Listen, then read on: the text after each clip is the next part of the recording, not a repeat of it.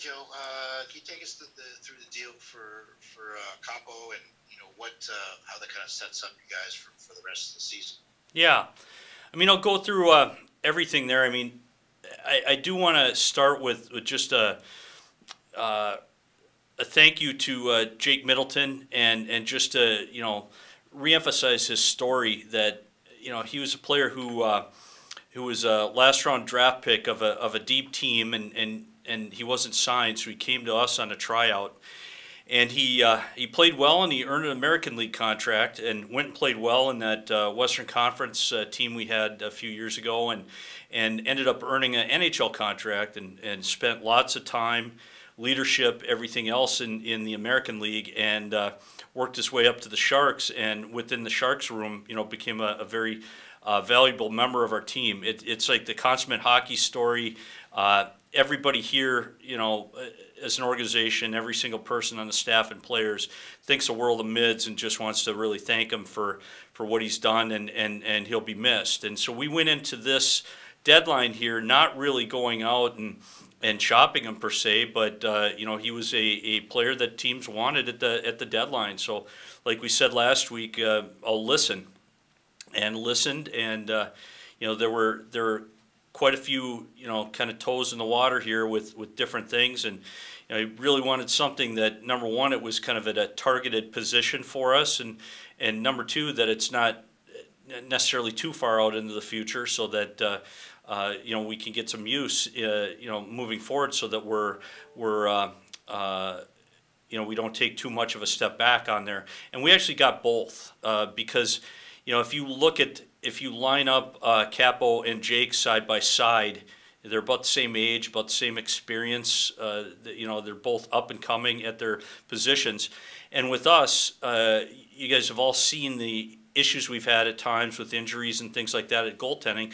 Our defense depth actually started by the first COVID outbreak we had, when we recalled Ryan Merkley, recalled Milosh, recalled Jacob Megna.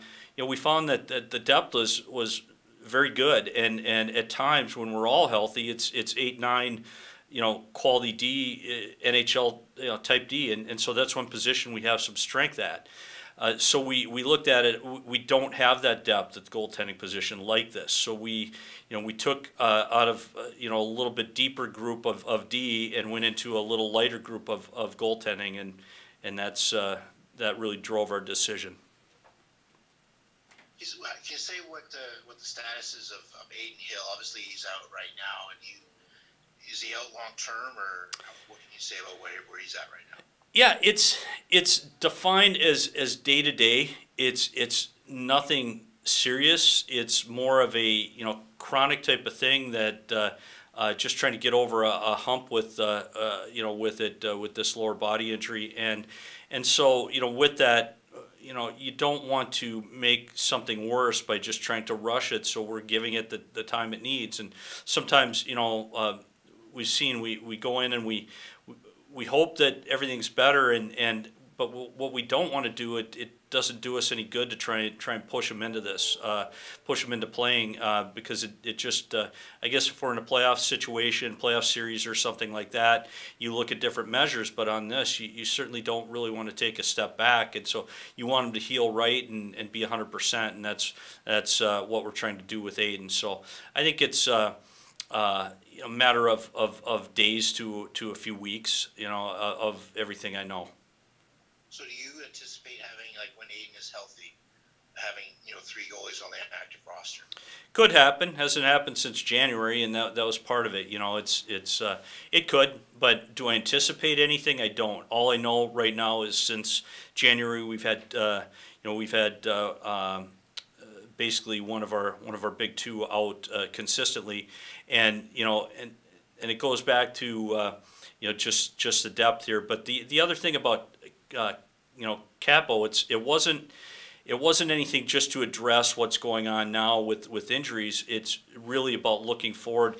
We had an opportunity to acquire a 25-year-old up-and-coming goaltender, and that's a player that we looked at quite extensively, through expansion last year, because in looking at Talbot and Kakkonen, we're looking at all these opportunities that maybe we could acquire guys in trades, or maybe that Seattle could, or whatever within there. And so we looked at that market extensively. We weren't really able to do anything at that point in time. We've kept our eye on him, and now is opportunity to acquire him. Thank you. Corey? Hey, Joe. Hi, Corey.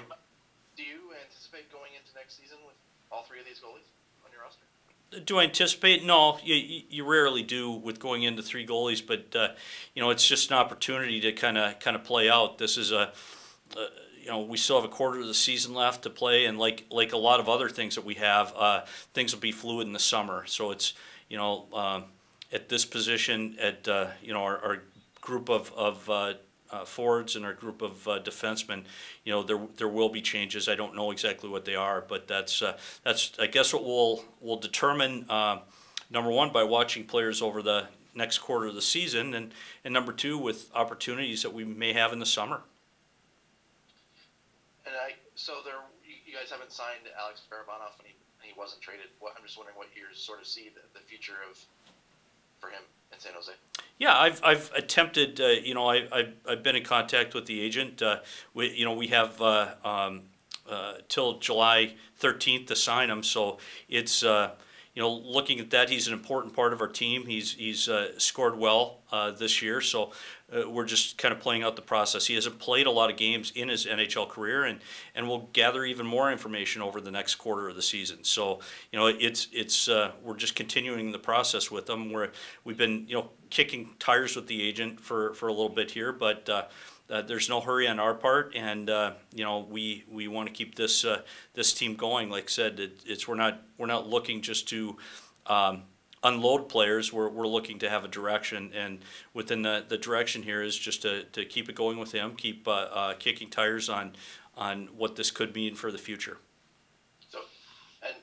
So like Jake Middleton, you guys had further control with him, obviously, as long as he played enough games. Were there other guys like, there have been reports about James Reimer, Nick Bonino. Were there other guys that were under control that teams called on? Teams called about a lot of our players, but that's what happens on this. If you took everything, it's just a big web of conversations that where you get into a lot of players with a lot of teams, and so they ask. I think this one here was the Middleton one. Specifically was our most serious by far. The rest were kind of kicking tires on different things, and part of it too is like you have a quarter of the season to play, so you're keeping your team together. You're having the right team.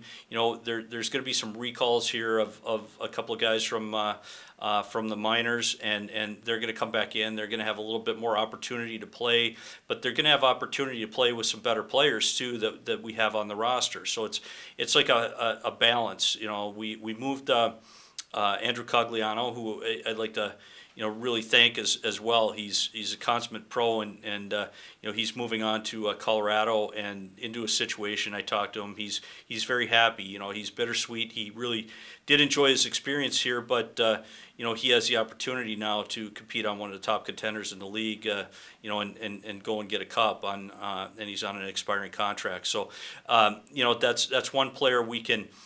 Expiring contract, we can get a 5th-round pick and replenish that grid in that particular year, 2024, and at the same time, I think that was about it. We start moving any other players, and then we're kind of down to a level of the performance and everything else. It's a nice group now for these young players to develop in. Thank you. Shane? Hey Joe, this is Hi, Shane. I apologize, I'm at the airport if you can hear that, but anyway, wondering first, was there an attempt to try to, like you guys did last year, to try to buy draft picks, take on salary? It didn't seem like there was much of a market in that this year, though.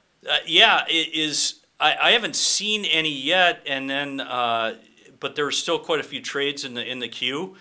I talked to about 3 or 4 teams. We actually got pretty far in the discussions, and then their trades blew up. So the way those go is we're a willing party.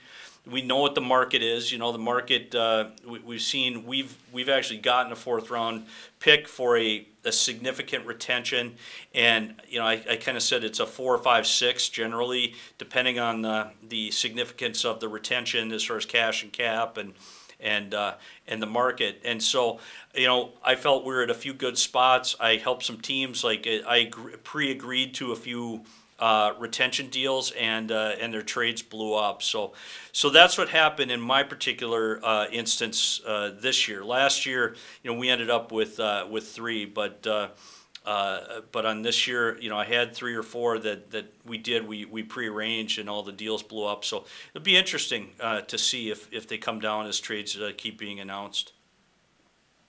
And you mentioned there's a lot of trades in the queue. Do you guys have anything left today? I guess the last deal that was announced was the Potato Berkeley. I don't know if anything else beyond that. Yeah, we have a very similar trade, a player-for-player minor league trade. I'm not going to give the names because the deal is not finalized yet. You know, guys are just primarily minor league guys, but it's just a position swap to kind of fill in, you know, some of the other things that we did today. So.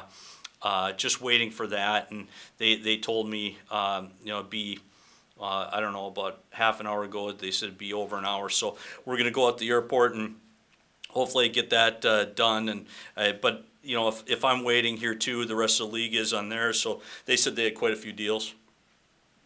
Have you ever seen a kind of jam up in the registry like this? Yeah, it is, because I mean, there's so many pieces of the trades right now. It's not just agreeing to the you know, to some of the return as far as picks and players go. It's really just a matching up of cash, and there's more and more of that. So it drags out on the deals, and so it just, you know, that's really the big thing now. And the deals are more complicated from a league position, you know, when you have to go and teams are in LTI and right at the cap and going out and in of LTI and such. So they have a lot of checking to do. So they do a great job at the league of doing that. And, you know, again, too, on this call, I want to give a shout out to the staff, too. We had a war room going today, and it was led by Assistant GM Tim Burke and his staff of Doug Wilson Jr., Neil McKinney, and Chris Boucher were in there working today. Guys, we can maybe take a couple more questions here. Then, and Shin Larson, too. Shin Larson came in from Sweden. Take a few more from Joe here, and then I'll probably have to get heading towards the airport. Anything follow up from Curtis or Corey? Yeah, I'm sorry. Hey, do you anticipate Potato going to Calgary? No, he's not. He's probably coming in tomorrow. But you know, with you know, with the injuries to Ferraro and Nishoff, and then with Mids going out, and he's played almost 200 NHL games, so you know, he'll have some good depth for us, and plus he's on a two-way contract, and already he was an assistant captain in Hartford. We know Potato well, so he'll come in. He'll be good in the Barracuda, and then he'll be ready to come up if need be. But yeah, and I don't know if we have all the assignments out. We're catching up on things like that, but Ryan Merkley is going on this trip. Okay. Yep. And so Simic will be like a sixth defenseman then, I guess. Yeah, Simic is activated, and then Ryan Merkley is there, so that's going to be our 7. Can you maybe just, was there any update on Jonathan Dahlin or Matt Nieto? Yeah, I think on Dahlin, I think we dodged a bullet. You know, they did a CT scan, and I believe it was pretty clear. It was, you know, it was a traumatic injury, but I don't, you know, they're looking to see, you know, for broken bones and structural damage and things like that. I think we dodged a bullet there, so I think there's some, you know, soft tissue and things like that, but I don't think it'll be that long. I think they're talking a matter of days rather than weeks in that case. And Matt Nieto's not going to make the trip, but you know, he's still kind of listed as game to game. He had a laceration, so we're just waiting for that to heal up. So those are short term. You know, again, updates on the other guys. Kevin Labanc is again, he's rehabbed really well. It's just a matter of getting that final sign off from the doc and the rehab people on that. So that's getting closer every day on Banker coming back. Knyzhov, it actually he's at a pretty good spot. He went through a lot of the things he went through right now are in the past, and he right now he's just focusing on his latest surgery, his second surgery, and which is kind of classified as a relatively minor procedure. So if everything goes well with that, we'll see when we could get him on the ice. There's no timetable, but we're working on that. And Mario, you see him right now as he's walking around. It looks like he could be on a dance floor right now. So he looks great, but he that needs to heal. So it's not anything imminent with him, but he's doing fine in his his rehab. What do you guys really like about Capo? I mean, I know you mentioned obviously he's only 25, coming into his own here, but just as far as style of play, what do you guys really like about him? Like that he follows the puck extremely well. When we go like really slow motion, frame by frame, we see how ready he is for shots, how he can get across and laterally and be ready for shots. That's one thing that really stands out. So, he's got speed and awareness in that regard. He also has a level of experience that we've liked. It's not a flash in the pan. He goes through. You see everything. He's got winning and accolades and statistical achievements and things like that at every level he's been at all the way through. And so, 25 years old, he's just ascended properly at a nice scale and nice consistency throughout his career, and had a couple of solid years in Minnesota, and so it was just an opportunity for us to get him, and Nabby signed off amongst many others that we collaborated with, but Nabby's excited to have him in the fold and work with him. And there's no issue with him going to Calgary, going to Canada tomorrow, I guess, today. No, I don't think so. I think we're looking at that. I think there's a flight later tonight, so we're actually, if we can, we're trying to get him in tonight. It's just COVID testing was the only thing. I don't think there's any immigration or anything like that, as far as I know. I think it's just getting the COVID test, getting the flight, and actually getting in there. So, so we might beat him by a little bit, but hopefully you can just catch up with us later tonight.